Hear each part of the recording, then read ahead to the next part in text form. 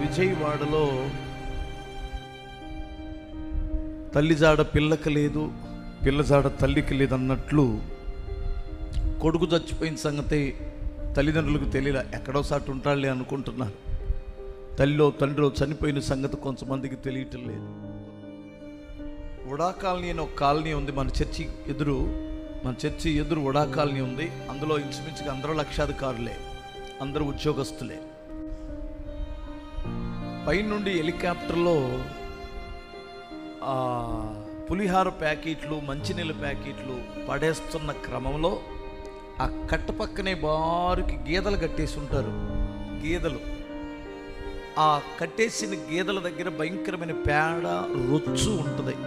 వాళ్ళు వేసిన బస్తాలు, పులిహార బస్తాలు, పొట్లాలు ఆ రొచ్చులో పడితే అంత లక్షాధికారులు పరిగెత్తుకుంటూ వెళ్ళి ఆ బురదలో పోట్లాడుకొని తీసుకుంటున్నారు.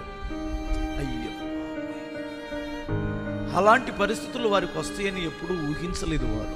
మనుషుల జీవితం ఎంత దారుణమైన పరిస్థితితో ఒకసారి మీరు ఆలోచించారు.